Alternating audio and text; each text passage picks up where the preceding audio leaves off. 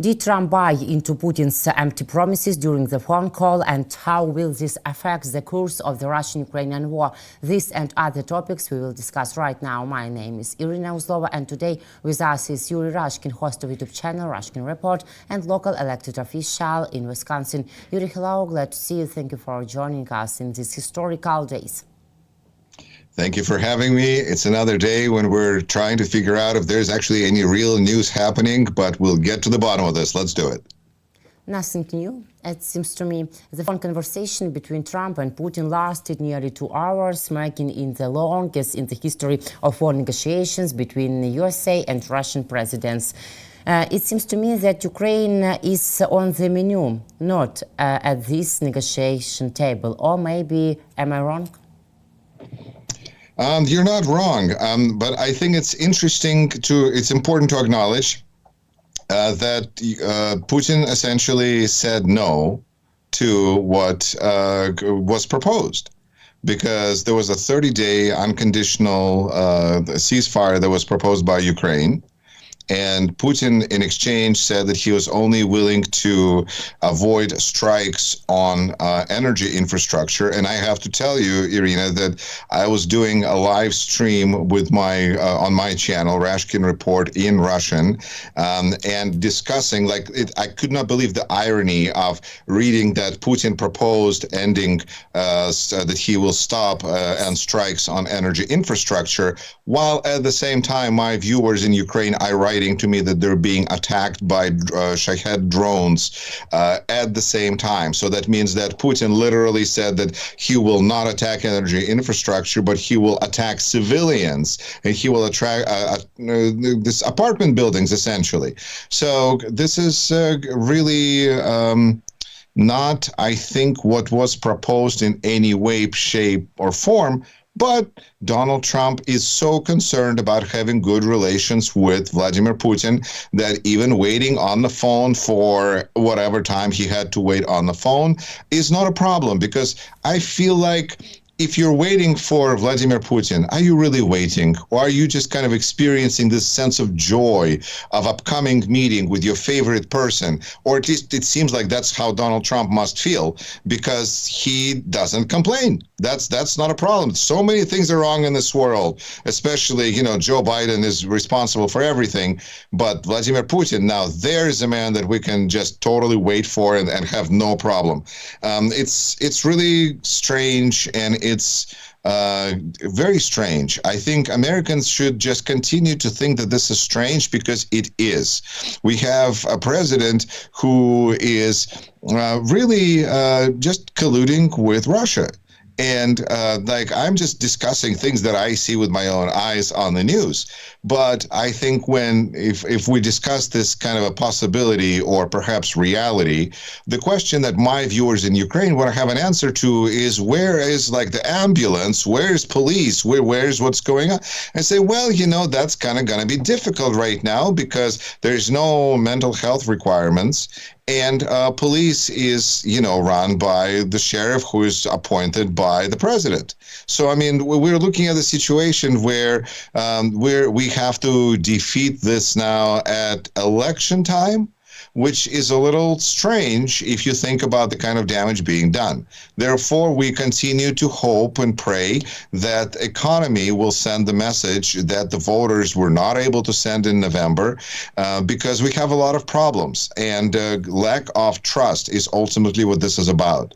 Because when Donald Trump and Vladimir Putin have a conversation and they can trust each other, we can't trust them. Nobody can trust Putin. Nobody can trust Trump. So this is a really fundamental challenge here. Is Donald Trump trying to sell Ukraine with Ukraine's permission or without Ukraine's permission, and with Ukraine's acquiescence or without Ukraine's acquiescence? And if American civil society can acquiesce easier because we have less at stake at this point, Ukraine's acquiescence and surrender to Russia and to Trump/Putin's demands will carry a far heavier toll and and price. So it may not be a situation where acquiescence just to make nice will be acceptable.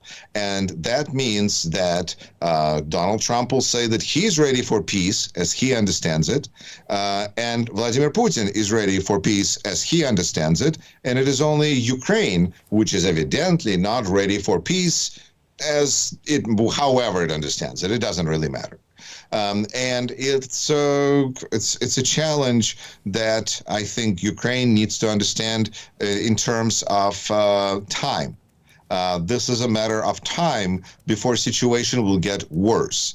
And whether a situation gets worse slowly or faster, I mean, even the idea of the conditions that are now set out by Putin essentially demand that Ukraine agree to end military aid from United States. See, so now Trump can turn off the spigot, but this time with Ukraine's permission. That is so much better. It's so much nicer and cleaner because it's not him that's turning off military aid. It's Ukraine that's saying, we agree to your demands. And of course, the question is whether Ukraine will agree to these demands or not. And I usually say that only Ukrainians can make that decision, which is what I believe. But it is my also impression that Ukrainians will not accept those terms because the list of terms, which also includes possibly the legalization or recognition of Crimea, is a non-starter with Ukrainians. It's a point of great contention that people in Russia and Ukraine would ask each other before the big invasion whether Crimea, was Crimea Ukrainian or Russian? But now, if Donald Trump decides to recognize Crimea, that means that the whole world may call Crimea Ukrainian, but Donald Trump and Republican Party members who want to be in good standing will want to insist now that Crimea is actually Russian, which will allow us to have the same conversation in America as they do in Russia, which is who does Crimea belong to? If you so it makes these really big foreign issues really somehow personal to us in a way that really shouldn't be happening. This is politicization of our foreign policy. This is politicization of our national security and our defense. And that is just dreadful. But that is the outcome of this conversation, which, of course, as I understand Donald Trump said, or somebody characterized as moving us further away from World War III. And knowing the kind of characters and messages involved, I feel safe to say that the situation is moving a step closer to World War III with every conversation that Trump and Putin have, because they escalate their desires and their wishes list. And then if the world doesn't comply with this pretty tall order, then I guess it is the world that is at fault. Once upon a time we discussed with you dark test, and it seems to me that Crimea test is rather more realistic even in such cases.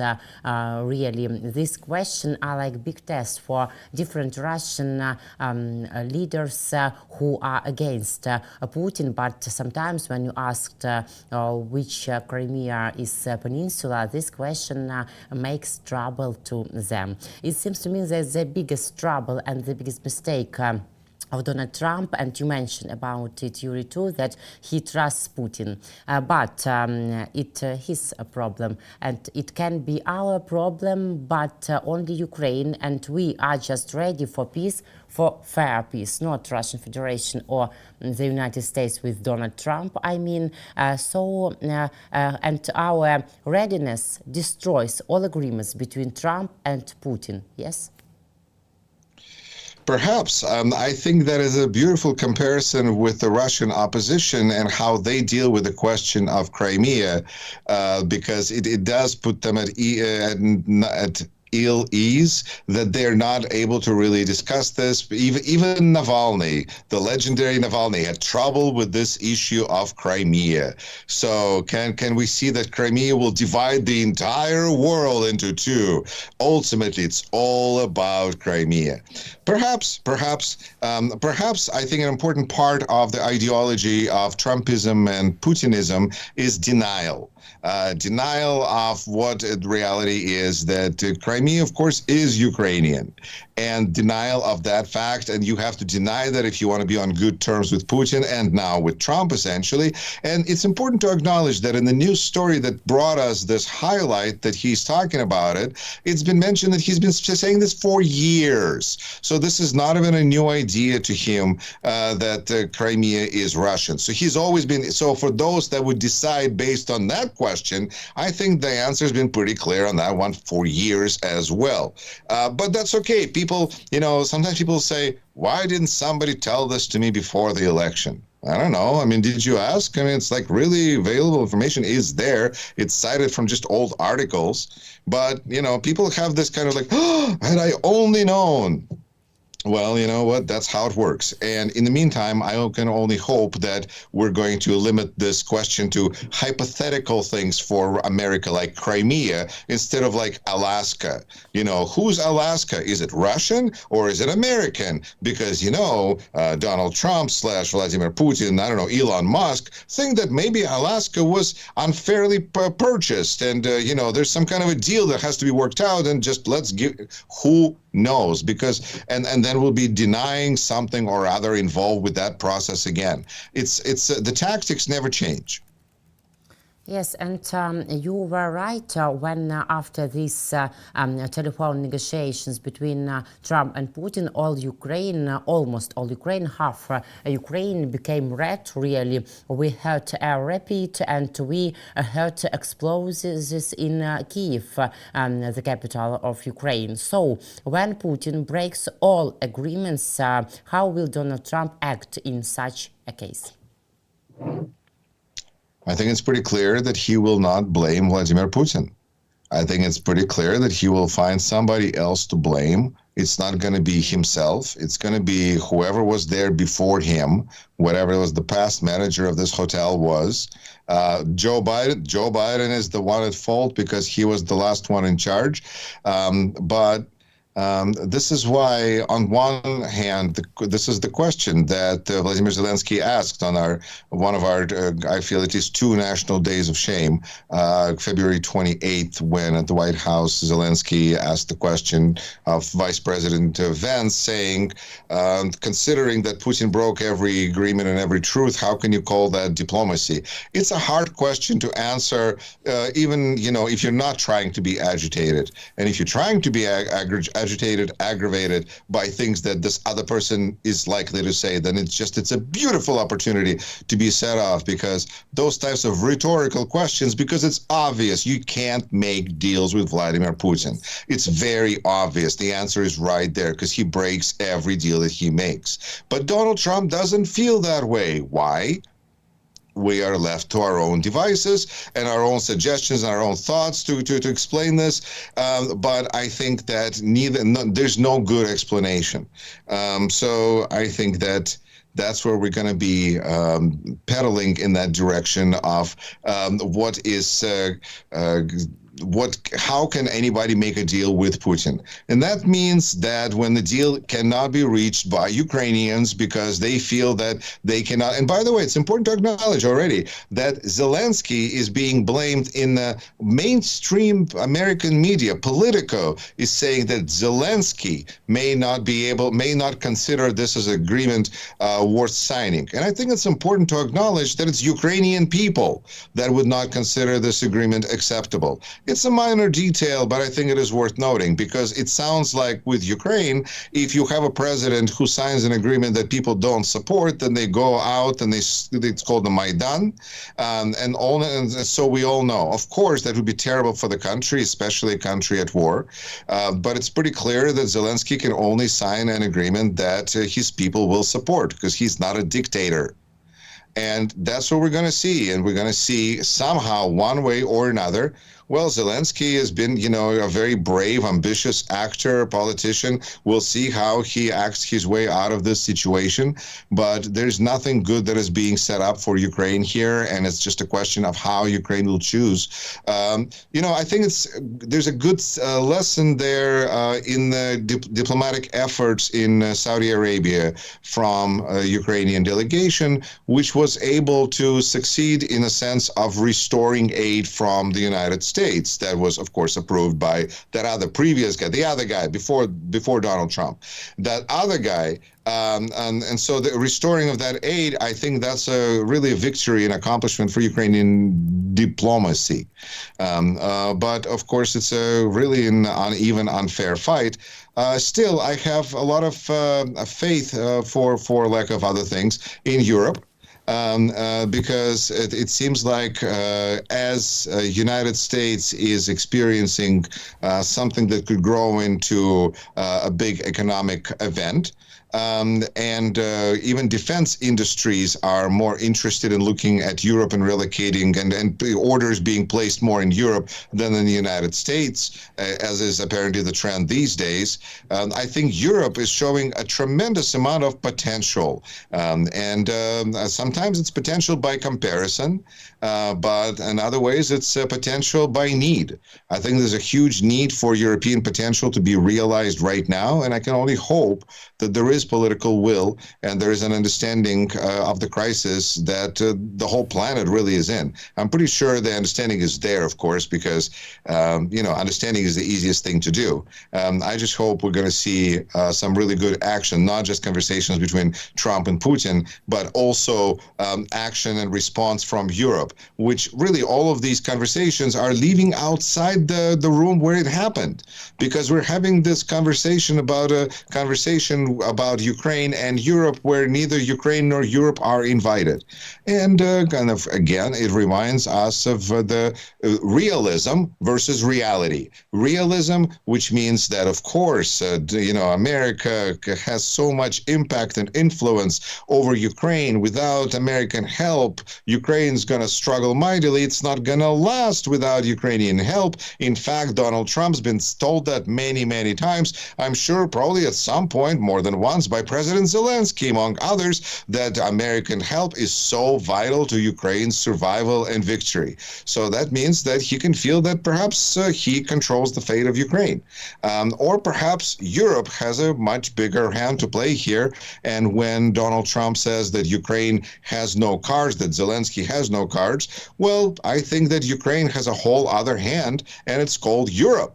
And so I think that there's a lot of potential in that relationship that we're just going to see materialize now, because it's enough of us discussing these conversations between these two, rulers of the world wannabes. Yes, we see that Europe is a reliable partner, more reliable than USA with Donald Trump. But Yuri, can you help me understand how step by step we must build our further cooperation and communication between Trump's administration and Ukraine these days? Well, that's, I guess I wouldn't talk about values. I wouldn't talk about democratic values because I think that's just a bad word now. And I think the direction now lies in terms of compliments. Perhaps Vladimir Zelensky would like to nominate Donald Trump and Vladimir Putin for Nobel Peace Prize. It's that kind of a over-the-top praise that will not occur to perhaps a sane person that is required and needed at this moment. It calls for big gestures. I think perhaps Ukraine would like to join the United States as the 51st state. Canada then could be in line to become 52nd, and then Ukraine could be 51st. Then Russia couldn't have it. Because if Russia can't, because otherwise we'll look at spheres of influence, and Ukraine is clearly in Russia's neighborhood. But if Ukraine can become a part of, or maybe China, I think China is now looking very promising and much more solid than the United States. Really? you know, it's a crazy world, but you know, they're just communists. You know, I mean, at least they're consistent. It's a crazy world, and it makes me think of, you know, the terrible situation that so many people were in 1930s and 1940s and 50s and during Cold War, where they were trying to figure out where it was better to be, and we saw people who were running from persecution, from Soviet Union to America, from America to Soviet Union. It's the world that we were hoping to have left behind. We were hoping that after World War II, we were going to be living in the world followed by rules and order, and agreements. But it turned out that those things is what women and minorities use to like defend their rights. Because reality is, it's just a strength thing. If you have a big stick, if you can be America and you can look at Denmark and say, I am so much bigger than you, and be, you know, Nelson Muntz to Denmark, then I guess that means that we can get this, that, or the other. But realism clashes into reality, and reality is that these systems are built on trust. And when there is no trust, it collapses so fast. And I think America is not a dictatorship, is a free country. Therefore, it is more vulnerable to those kinds of impacts that attack a democratic society, such as trust. Because, of course, what trust can there be in Russia? They're not being held together by trust. They're being held together by sticks. And that's a different value system. Yes. So I think that realism and reality are coming together, and it's impossible to prove to Donald Trump that reality exists outside of his vision of it. And it's hard to argue with him to a point, because he made it to be, you know, president of the United States. That's pretty darn impressive for anyone. But I guess sometimes God punishes people by granting their wishes. Yuri, thank you very much. We'll see. Thank you for your position and for your clever thoughts. See you next week. Take care. Take care. Thank you. Yuri Rashkin, host of YouTube channel Rashkin Report, was with me, Irina Uzlova, and with all our viewers. Thank you guys for joining us. Take care of yourself. See you later.